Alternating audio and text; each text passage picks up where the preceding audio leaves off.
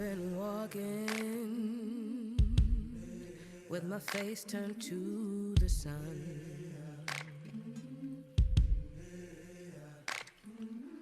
Weight on my shoulders, a bullet in my gun. Oh, I got eyes in the back of my head, just in case I have to run.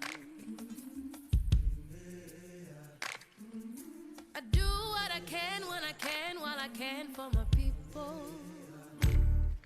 While the clouds roll back and the stars fill the night, that's when I'm gonna stand up, take my people with me. Together we are going to a brand new home, far across the river. Can you hear freedom calling, calling me to answer? Gonna keep on keeping on. I can feel it in my bones.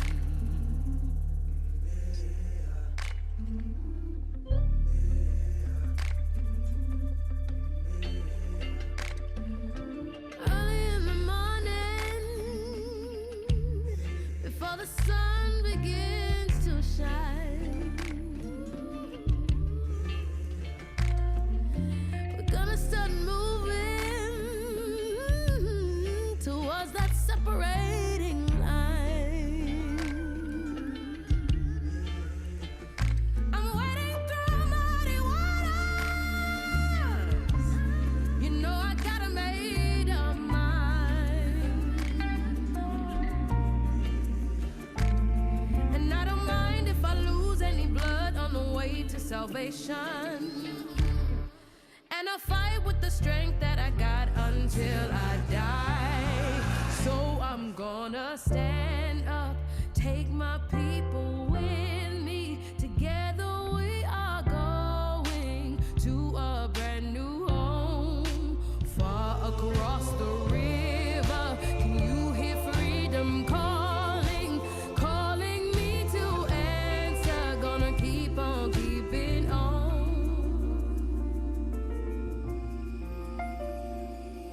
And I know what's around the bend might be hard to face 'cause I'm alone, and I just might fail, but Lord knows I'll try. Shine stars fill up the sky. Stand up, take my people with me. Together we are going to a brand new home, far across the river. Can you hear freedom calling, calling me to answer? Gonna keep on keeping on. I'm gonna stand up, take my people with me. Together we are going to a brand new home, far across the river. Do you hear freedom calling, calling me to answer? Gonna keep on keeping on. I'm gonna stand up, take my people with me. Together we are going to a brand new home, far across the river. I hear freedom calling, calling me to answer. Gonna keep on keeping on. I can feel it in my bones. I go to prepare a place for you. I go to prepare a place for you. I go to prepare a place for you. I go. Good afternoon, everyone, and welcome to our first in a series of Lunch and Learns for Black History Month. So welcome, welcome, welcome. My name is Carl Forbes. I'm Associate Director for Admissions, and I also have responsibilities for multicultural recruitment. And before we get our program started, we like to start out with a land acknowledgement. The Evergreen State College sits on the traditional lands of the Medicine Creek Treaty tribes, which include Squaxin Island, Nisqually, and the Puyallup tribes of Indians. The 1854 treaty ceding these lands is still in dispute, and all who are not Salish peoples are visitors here. And with this awareness, we pay respect to elders, past and present, of the Medicine Creek Treaty tribes and all Native peoples, and are grateful to learn on their lands. Again, welcome to the first in a series of Lunch and Learns for this Black History Month 2021. Today, we're focusing on mental wellness and psychology. So we're going to talk about mental health and the emotional wellness during COVID-19 and the current racial climate. Welcome, welcome, welcome. In a moment, our panel is going to introduce themselves and tell us a little bit about what they practice.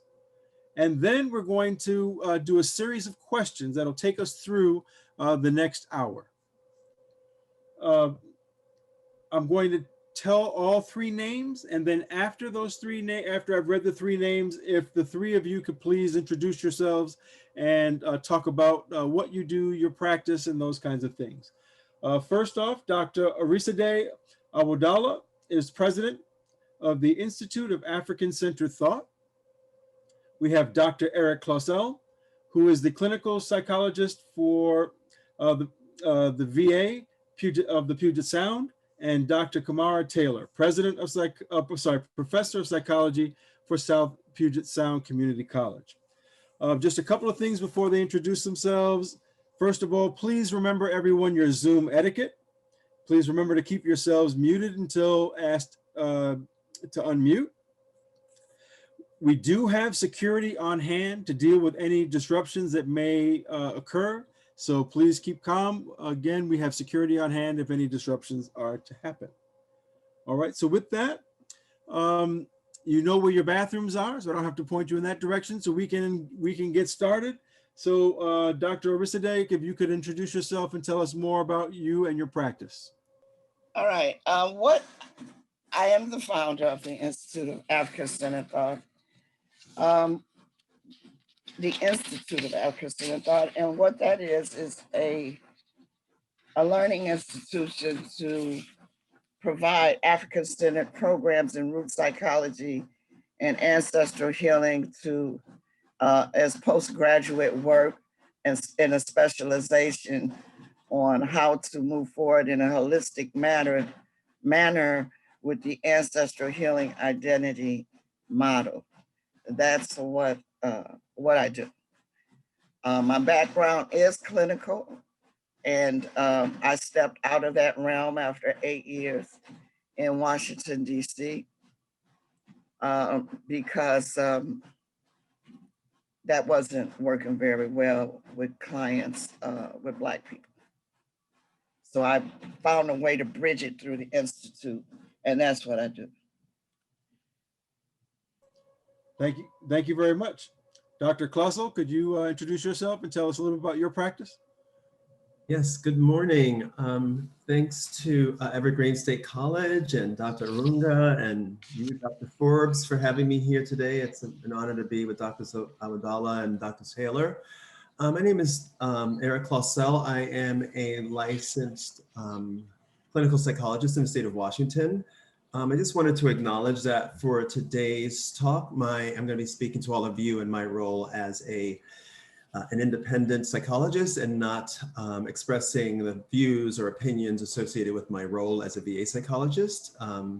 Just to clarify that for today. So a little bit about my background. I'm from New York City originally. I got my bachelor's degree at City College, and I got my PhD at the University of Illinois at Urbana-Champaign. It was a combined clinical community program, and I had a research focus looking at the childhood implications for romantic relationships in gay and lesbian couples. And I moved on to my clinical internship at the Palo Alto VA Hospital in Bay Area. And I did my postdoctoral residency at Stanford Medical School in psychiatry in their outpatient clinic. I moved here in 2012 to take my role at the American Lake VA. And I am, a traditional staff psychologist in the VA Medical Center, where I see a range of clients. I have a subspecialty of couples and family work. I see a range of different patients, but a fair number of African-American patients. Dr. Taylor, could you introduce yourself, please, and tell us a little bit more about you and your practice? Thank you. Yes. Good afternoon, guys. I'm Dr. Kamara Taylor, originally from Chicago. Woo, woo. Okay. No. Okay. Well, Midwest in the house, right? I bring a lot of energy, as you can tell, to the conversation. That's why graciously Dr. Orunga invited me to speak. I'm a neuropsychologist, and I did work clinically at in Illinois, and then I teach, right? So I came from a engineering university at Michigan Tech, where I taught ergonomics and human factors, and now I am at SPS, where I teach all things psychology, which I love.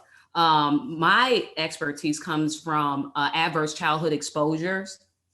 And I looked at the correlation with African-American men in Cook County prison or the jail to see, to try to kind of mitigate and provide and kind of create services for our youth in K through 12 to try to find out that linkage, that linear, that correlation.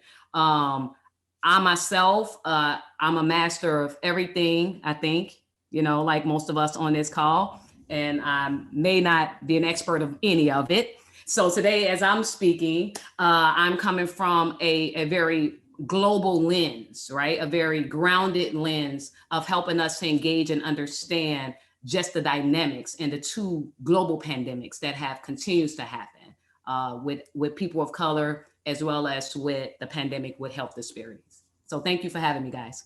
All right, thank you very much.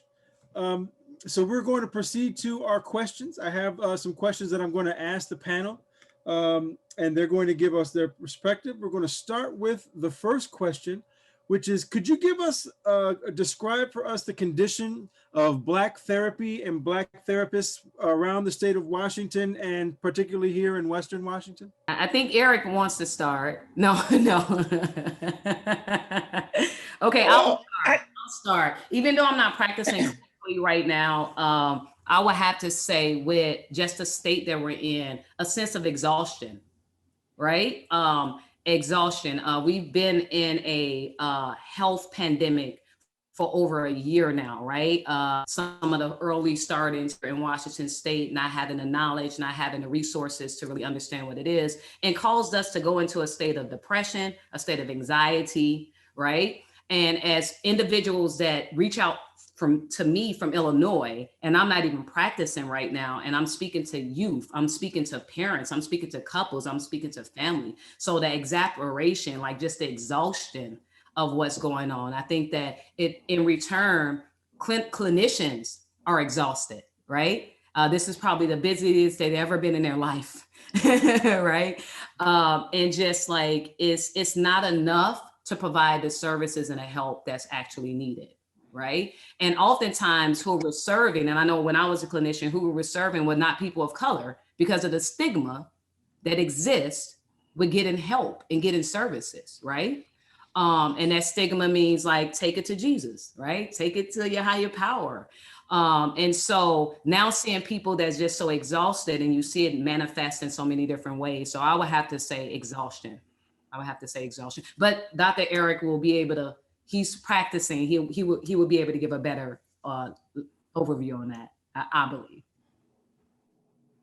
Yeah, exhaustion. I like that. That as a jump off point, because we've been in this COVID moment for a year, and as a practicing clinician, the thing that I say to people is that for me in my practice, one of the things that's so challenging about this moment is that typically when I'm sort of working with people, I'm not sharing in their lived experience intrinsically.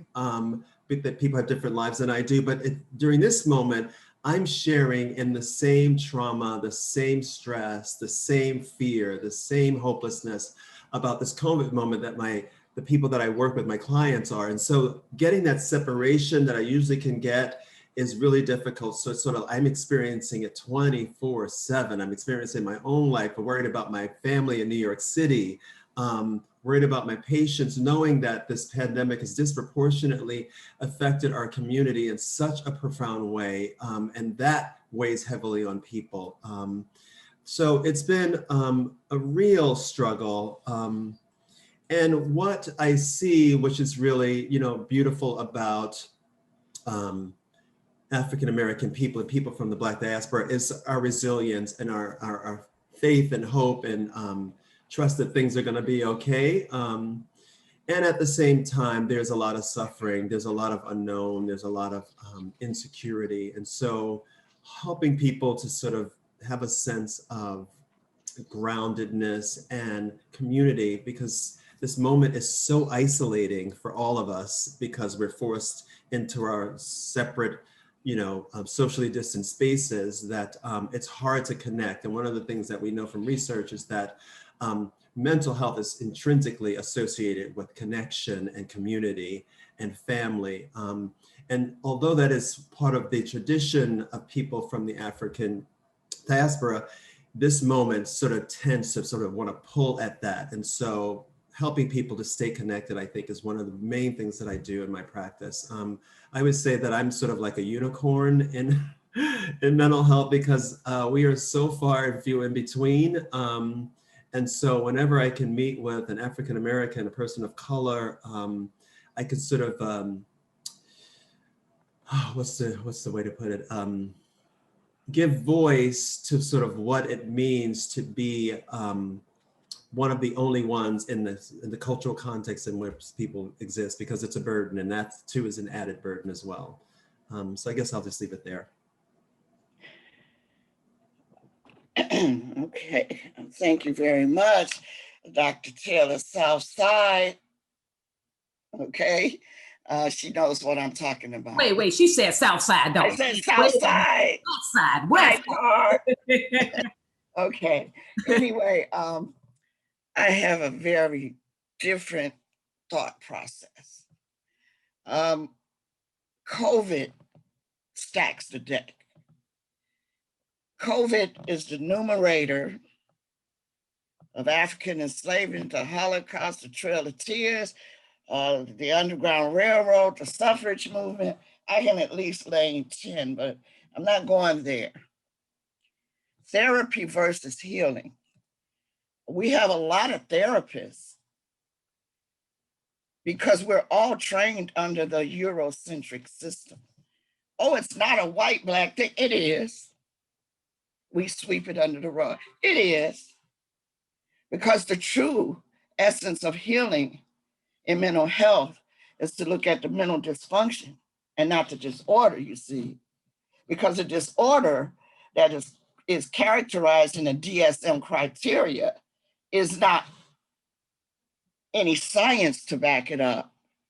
They're voted on, except for the DSM-5. That's why they're changing the term mental illness to behavior to connect it to Dr. Taylor's field, neuroscience. Because they can connect behavior to the brain to try to explain behavior. But see, what the brain does, it explains the body, the physical reactions or actions, and she can speak more on that. I am a root psychologist. I am not a clinical psychologist, but I was a licensed LCP in Washington, D.C. before I got my PhD from the Chicago School of Psychology, where I taught at UDC and Howard. As a result of looking at the two systems, I also attended the Washington School of Psychiatry and worked at St. E. in Washington, D.C. Anybody knows anything about St. E. in clinical, we know that Western State is a piece of cake. And understanding, before we could talk about the therapist, we need it all, but it needs to be in pieces, because true healing lies at the core of spirituality. We are spiritual people. And as long as we continue to play this dance around, we are all one, sweeping it under the rug, claiming that my great grandfather was white. People are people. I'm also was born in New Orleans, where the Creoles, my father being one, told me that's what I was all my life, were not Black. And you grow up with this. But see, it's really transferred when you're in the womb. So before we can really address, I look at therapy as the raping of the mind, because disorders are a direct result of assimilation and acculturation. Sigmund Freud, I debunked his theory because he borrowed it from, if anyone is familiar with the Code of Maya, he borrowed his psychosexual and personality theory from the Code of Maya. And if anyone wants to know more about that, email me and I will send you the principles that he borrowed. And I said him because talk therapy is based on psychoanalysts. And psychoanalysts gave birth to therapy, laying on the couch. That's not who we are. So when you keep trying to fit that paradigm into we are all one, and using the criteria, the same criteria that's used to give medication, and I'm not saying people don't need medication. Some people need medication just to get to a space to be able to do a healing program. That is the issue in Washington State. How many healing programs are there? Not therapy. It can work together.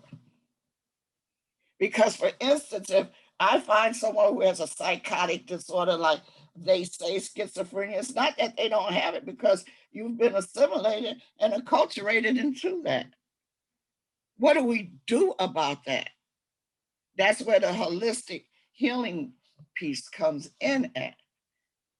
And we have to look at education, edification, miseducation, misinformation, racism, bias, prejudice, classism, colonialism, religion, oppression, denial, all that, Uncle Tom, all of that is under the numerator of COVID. COVID is just showing the face of it all. COVID is a double-edged sword. George Floyd gave birth to the movement to look at getting the foot off the neck. And then COVID came and Trump took the scab off the wound. So until, and I know this is a long response, and I'm going to end it in a second, until we can look at that,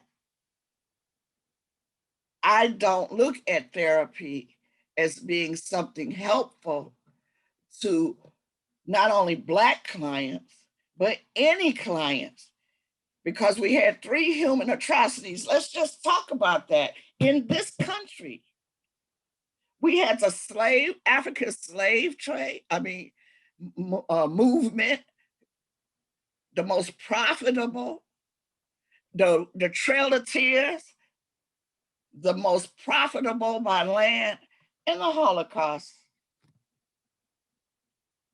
All of those generated trauma. Trauma is the issue we have to address. Thank you. I'm gonna shut up here. I'm sure y'all got more questions. Yes. We have lots more questions, but we thank you for launching us in there, because that brings us to our next question. Because in a couple of areas we talked about, I heard the word stigma and the stigma of therapy. How can the Black community navigate through the social stigmas associated with mental illness labels to attain mental wellness resources? How do we get them the things that they need? You're asking me? You can start. I would say you start with healing circles. You can start with healing circles. It's a form where, see, you have to have people get together. You got to have a coffee, and you got to have the donut or whatever you eat. You got to get together. The circle. Let the circle not be unbroken. We do that specific training at the Institute, healing circles. And it's all kind, emancipation, all kind of healing, talking circles, gentrification, suicide. We do specific 10-week circles in a training with that. That's how I practice. By the way, I'll do that at the end, but you start with a circle. It's not the coming in, sitting in the chair. That's a setup. From the color of the room to the Kleenex to the clock that you don't know we watching. It's a setup. And you're talking to somebody that knows nothing about you. They could care less. They're looking at how much they're going to charge in that 45 minutes, because it could say an hour, but the last 15 minutes is to make the next appointment. Sorry. Now I don't apologize for it. I'm unapologetically Black. I done been down this road. I am 66 years old. I don't need to apologize at this point. Dr. Clausell? Yeah, I would say that I think that the challenge with sort of the existing mental health framework is a Eurocentric framework that doesn't account for the Black experience, the Indigenous experience. And that system has historically been systematically used to enshrine, encode, and perpetuate racial terror, discrimination, systemic oppression. And so Black folks know that that's what the system represents. That's why Black folks are not, right? You think about something like a big moment, like the Tuskegee trials. Like Black folks know this at their core, that that's what the system represents. And so what we need is a sort of reimagining, but not a reimagining, sort of a grounded way of thinking about what wellness and healing looks like from our own experiences. I didn't know anything about, when I was as an undergrad, I remember thinking, God, I'm so fascinated with this whole like understanding the human experience thing. And then I took a class called Psychology in the Black Experience. And it was just like the floodgates of my mind opened up, and I was like, I could exhale and breathe. It was like, oh my gosh, a language that speaks to my cultural identity in a profound way changed everything for me. So I think for people of color and African Americans coming into the system to benefit from the things that mental health traditions can provide, it has to be centered around the experience of people who are going to be the consumers of that experience, of that healing. Thank you. Dr. Taylor, I want to change gears a little bit to make sure that you take yourself off of mute. Dr. Awodola brought up the racial climate and invoked the name of George Floyd, who we all know by now. With the racial climate such as it is, how do we explain this history to our kids to avoid the racial bias among the racial current events, and how do we help them to deal with some of the trauma that Dr. Clausell just talked about? Well, I thank you for giving me another question, because I don't know how I was going to follow Dr. Awodola. I just don't understand how I would have been able to. So with that being stated, I think just looking at the idea of intergenerational drag, right? And for those who don't know what that is, that's just an empirical foundation the study of historical trauma, something like the soul wounds, right? So when we're trying to have a conversation with our kids about the pandemic of being of color in this country, and we can go historical, right? And all of us have our own versions of what that looks like for us, right? What I've experiences look like for us, you know, whether there were positive experiences, negative experiences, whether that was in professional academic settings. I think just understanding that the inequities that exist, they will continue to exist, because if they didn't, we wouldn't have a panel like this today, right? If anything was changed from the beginning of slavery to sharecropping to you know, the civil rights movement, we wouldn't have an issue such as a George Floyd or Breonna Taylor to even speak on, right? So how do we navigate a system to be able to bring it and hone it in, have a conversation with our kids about this trauma? We first start admitting that it's trauma, right? We have to first understand. So whether it's a clinical or a traditional medicine that we believe in, whether it's a more organic practice that we're in, we have to first recognize that the neighborhoods that we live in, the communities that we build in, whether we building it together or individually, we're surrounded by a ton of trauma, right? We're surrounded by traumatic events before the pandemic. Poverty, that's trauma, right? That's a traumatic event every single day, right? Trying to figure out, even in this pandemic, because research shows us that it's only 19% of African Americans and 12% of Latinos and Hispanics that have the affordability to work from home, right? Everyone else is in a social service industry that they were majorly impacted. Now, some of us on this call, if we're in education, we might have that comfortability that we're like, you know, we got our fancy degrees, whether we utilize them or not, and it allows us the privilege to be able to do things differently. But for majority of us on this call, we're going in and we're working, we're being exposed to this pandemic, and then we're going home and we're re-traumatizing ourselves. So first with our kids, I think begin to talk about that trauma. Talk about our own adverse experiences that cause us to be guarded, that causes us to have depression, and we don't say this depression, that causes us to have anxiety that we don't even know what anxiety looks like because we are so conditioned, right? Just going back to what Dr. said, we're completely conditioned to believe that it's the norm. And if we do not be strong, right? Because we're taught as people to be strong, right? Girl, you can handle it. You know what? That's what a man looks like. You know, you're strong. And we're teaching that to our kids, right? But what I think is that intergenerational, right? That intergenerational, that we're continuously passing this down, that this is what weaks look like. This is what being a weak person look like. I think I don't have kids, I don't know if you guys can tell, like, you know, I look like Beyonce, I get it. I don't have kids, right? But if I did, when I have conversations with my nieces and nephews, I start with honesty. I start with brokenness so that we can heal together.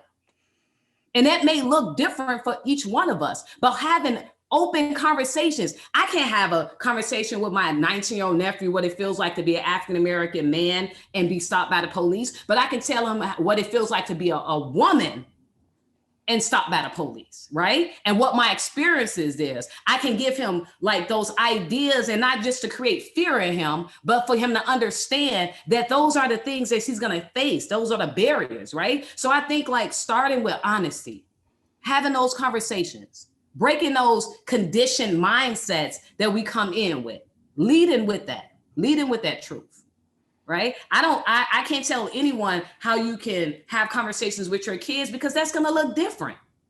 I can give you an idea of how to begin the conversation by truth, right? I worked with Dr. Aringa on, when we're creating a curriculum for African Americans throughout the state of Washington. And the most challenging thing was, how do you even conceptualize a history of us? How do you talk about trauma that's still continuing as if it doesn't exist? Right? How do we do those things? That's all I have. Thank you.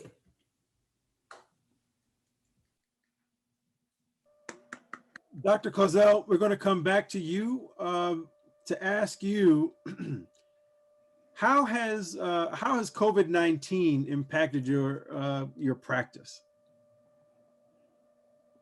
I think that the way COVID has impacted my practice is that well, for one, it started out as this thing that was out there that people couldn't see or couldn't touch, and it was something that was foreign. And so I think that there was, for quite a while, a sense of denial, like this has nothing to do with me, it doesn't relate to my experience. And over time, as people started getting sick and people started dying, and we started seeing the data about how disproportionately COVID was impacting African Americans and people of color, then it became real. Talking about the legacy of trauma, to sort of the legacy of trauma in Black bodies and people of colors in our bodies is a direct line to the ways in which COVID is able to grab hold, right? And so that trauma has an impact on physical health. And so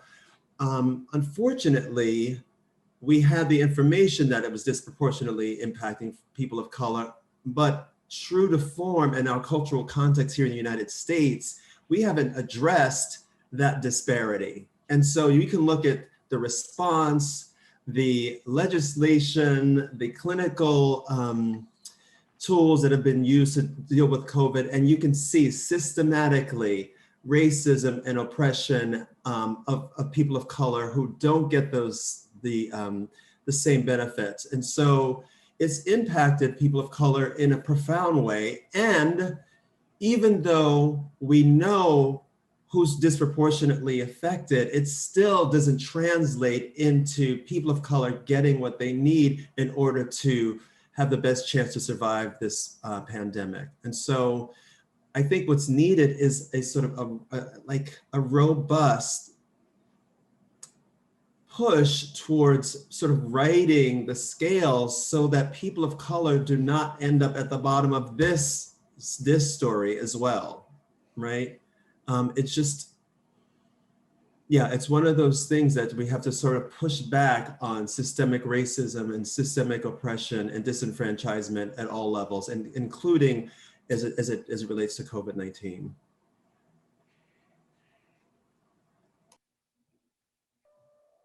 Thank you, thank you. I want to turn now to Dr. Awodola. I want to ask you,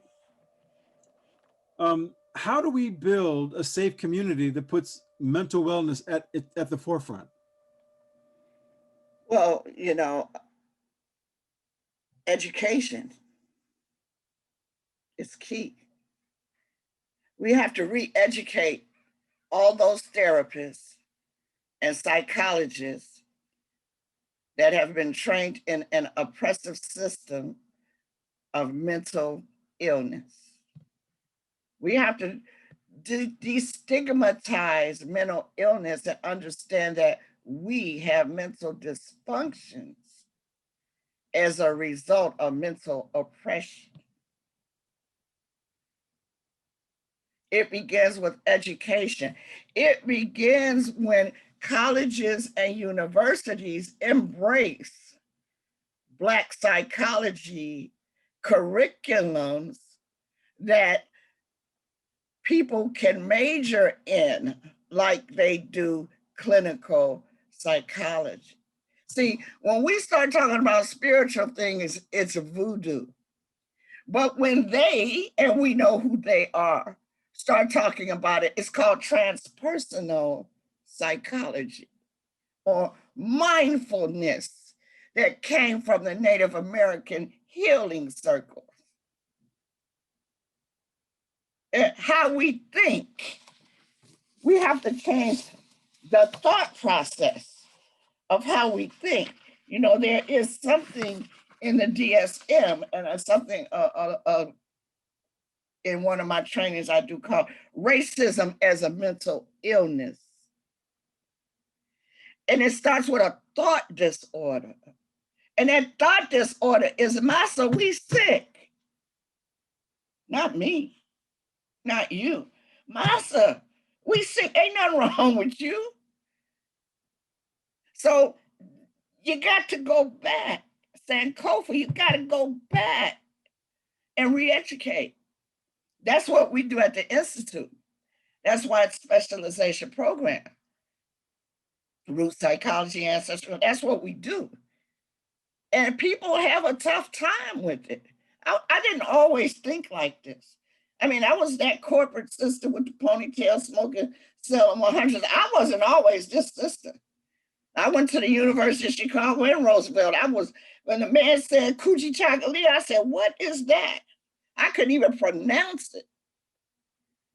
But then I had a wake-up call. And that wake-up call happened when I moved to Washington.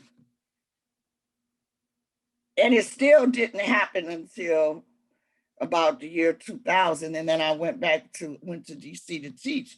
But it starts with education. As long as I listen to people all the time talk about that. And then, there's something called ancestral guilt. And that's what people that ain't Black have. And that's what Black people have that protect white people, that they don't want them to feel guilty.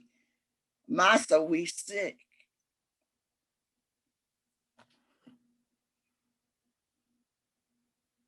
So my final thought, if you ain't Black and you want to really deal with, because it's all about racism. This is all about biasness. That's what it's all about. Every education structure is not built on nothing but England's curriculum. If you really want to help, get out the way and listen. Go read. There's a great book, 400 Souls Out. Go get some Black history. But the thing about that, like Franz Fanon said, even when you read it, you won't believe it, because then we will say, oh, I ain't doing nothing like that. Set up an ancestral shrine. That's voodoo. Now, I'm Black, but I ain't from Africa. Where you think you're from? My daddy's white and my mom's soul. What does that mean? You need to teach them, because even in that collaboration, it comes out because it's generational. So it's education, Carl. That's my response. Thank you. We're going to open up for questions in just a moment. I just have one other question that I want to ask Dr. Taylor. And that is, many of the folks here are students, and we're wondering, how do students advocate for safe space that addresses the mental health and provides new practices and resources for them? I would say it starts with understanding that they can advocate for themselves, right? I think most times, because we are first generational, a lot of people of color are first generational collegiate students entering into a system that is unknown, that was unknown to their parents, that was unknown to their grandparents, and I think that the voice that we have is restricted. In a K through 12 system, you're told what to do, right? You're told when to do it.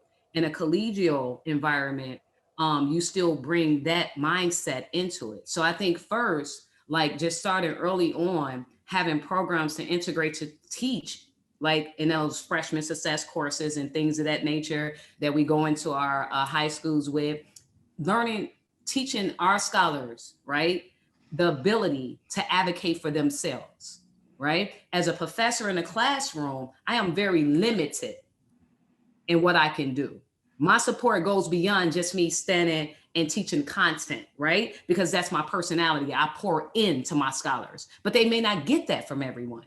When you look at the disparity in academia of people of color that are even in classrooms, it's very minimal, right? I teach for SPS as an amazing institution, but I'm the only Black person that's a professor, So, and the students of color in that region, do they even know I exist there to be able to come to get that support? But if they knew how to advocate for themselves, right? Giving them those tools early on, learning your voice early on, right? For those scholars that's out there, I don't know how Evergreen run or UW run or any other Seattle or Highline or Tacoma or any of those schools are ran. But if anywhere you go, you have to be grounded and know that you have to speak for yourself to be able to get those services, right?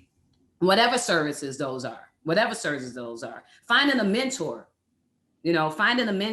finding someone that you could connect with that have navigated that system, whether it's a fellow scholar, whether it's someone that's in student services, whether that's a random professor. And I'm a firm believer, I don't have to grow up, I don't have to be from Washington, right? I've only been in Washington State right now for a year.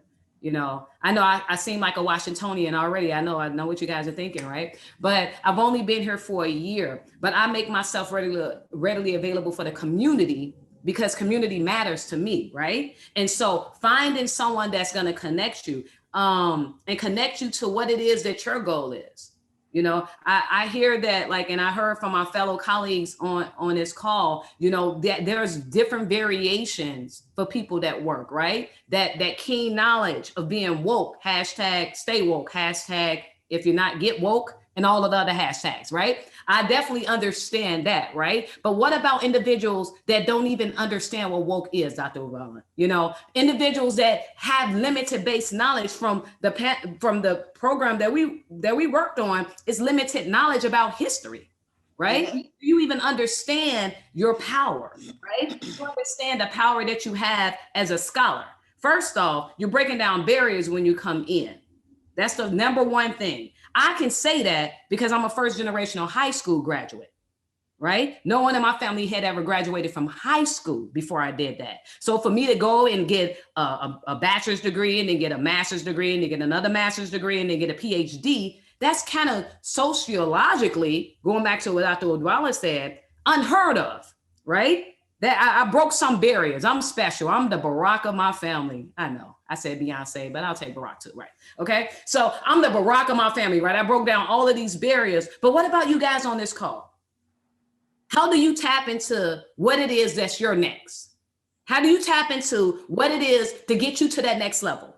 And you're right. I went through the same system that's Eurocentric, but unless we build our own schools, we all have to go through that same system. That's the only way that I can get economic power to be able to be an invite on this call, right? If I was just Cam from the block, I don't think you guys would even care about my opinion because it would be just that, right? So my expertise in this system has allowed me and would allow you guys the affordability to be able to be change agents by finding your voice, right? It starts there. It starts at W.E.B. Du Bois, Dr. Du Bois. He early on had already connected that there was social and health disparities.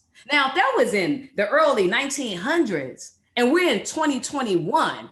And whether it's the pandemic of what we're going through right now, or whether it's the socialized Ebola, because that's what racism is. It's an Ebola, right? You guys know what Ebola before the pandemic happened. That's what everybody was afraid of getting. But then now all of us are at risk for everything else. But that's a soapbox. I'm sorry. That's what I'm just saying. But the Ebola of structural racism, right? We have to find our voice.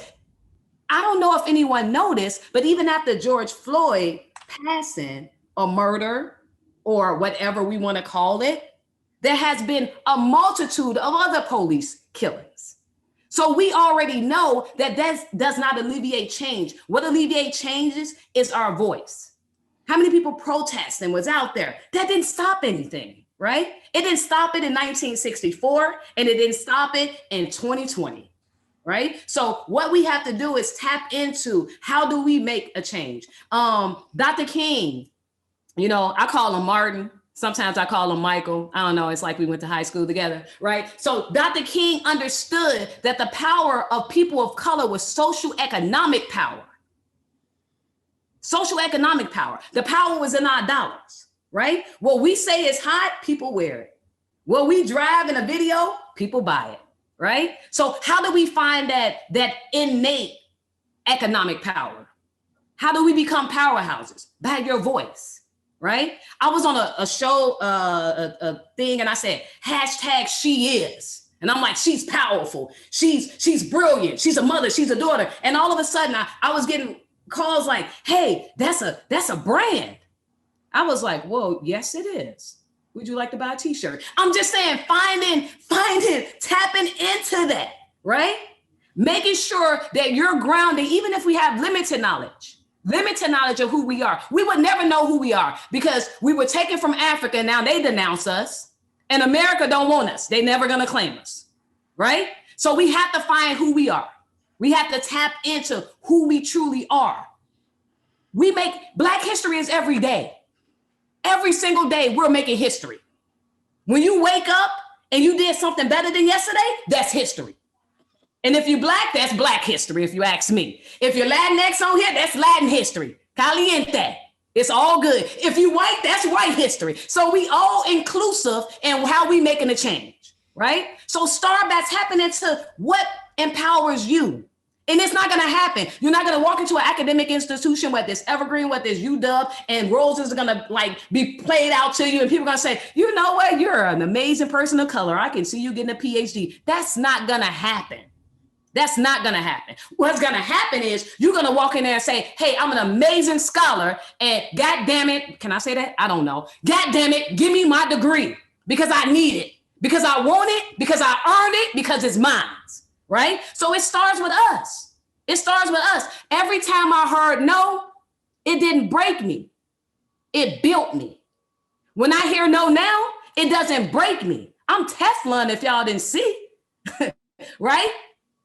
I'm unbreakable, right? I'm standing here as a vessel. Everyone on this call, all of our different experiences. The reason why we was invited to pour in, that energy gives you life so that you can pass that life on to others. So I would say for the scholars on here that's trying to get a degree, you need that. You know why? Because the system that has been built only values that.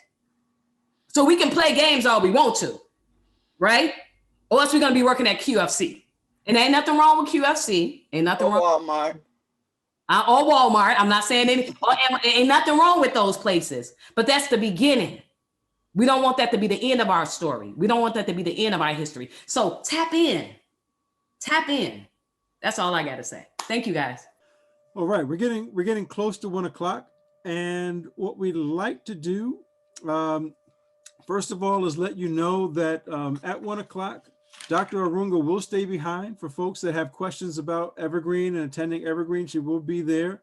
I also wanted to let you all know that once again, Evergreen Tacoma is leading the forefront because Black History Month, for those of you who are fans of history, Black History Month started in 1970, and Black History Week or Negro History Week that started in 1926 was started by the Association for the Study of Negro Life and History, which has now been changed to the Association for the Study of African American Life and History. And they put out themes every year. Next year is going to be health and wellness. And we're doing that here in 2021 because, like I said, we are leading the forefront. So we're going to open it up for Give Back. At this point, I have Ashley Jones is here that's going to invite people to come in for Give Back. So Ashley, you want to talk about what Give Back is and then invite folks to give back? Yes, so Give Back is a moment for you to express your thanks, express what you received from our panelists, and you can either put it in the chat and I can read it, or you can say it. Just make sure you unmute yourself and address the specific panelists. Sharon, did you want to go first?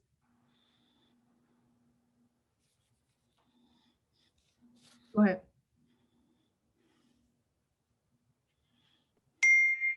Okay. So I was really intrigued by a lot of what was said, and where it was we are conditioned to be strong even when shit is hard. I believe that was Dr. Taylor that said that.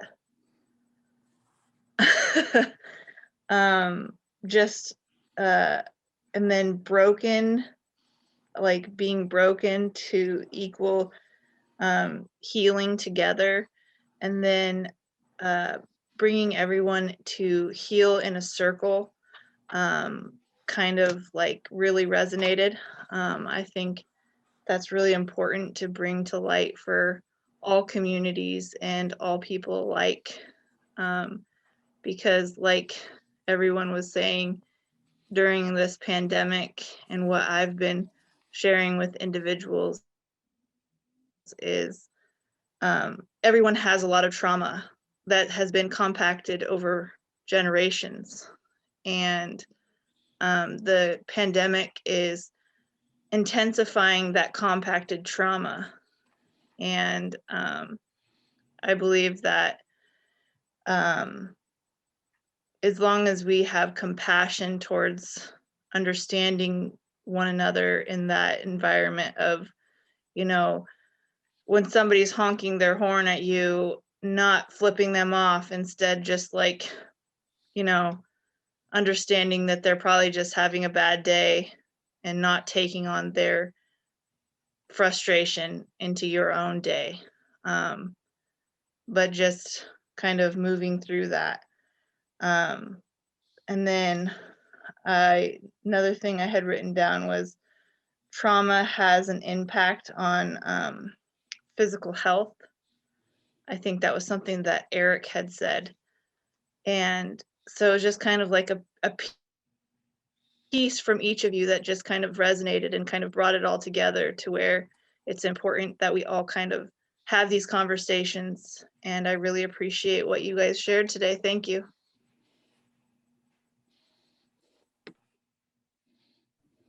Thank you. I want to address some of these givebacks in the chat before letting someone else speak. Penelope says, I appreciate what Dr.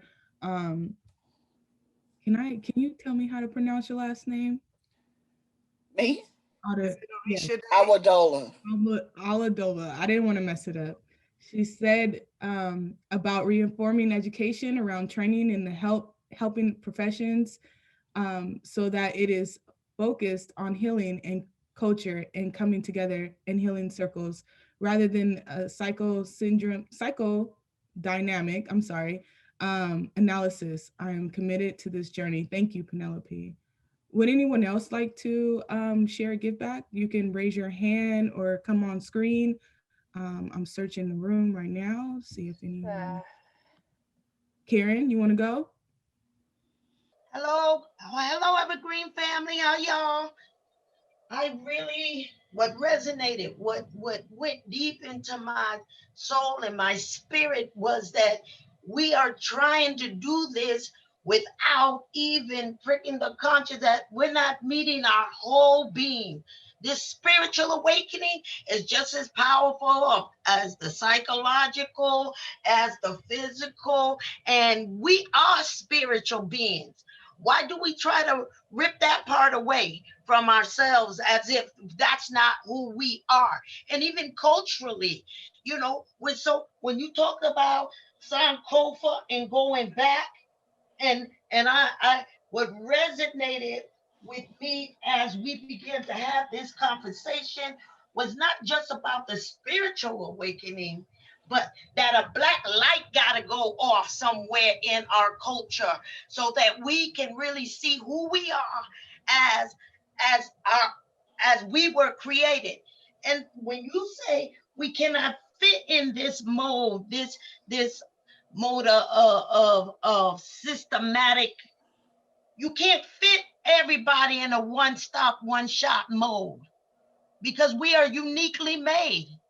And so we as a people, we got to understand who we are and how we're made and begin to meet the need from our cultural and from our heritage, from our ancestors, from our practice, from the foods we eat, all the way down to what we put on and all of that.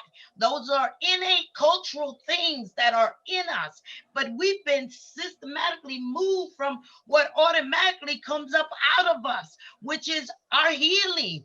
And no, we don't sit like that. We sit in village. We village.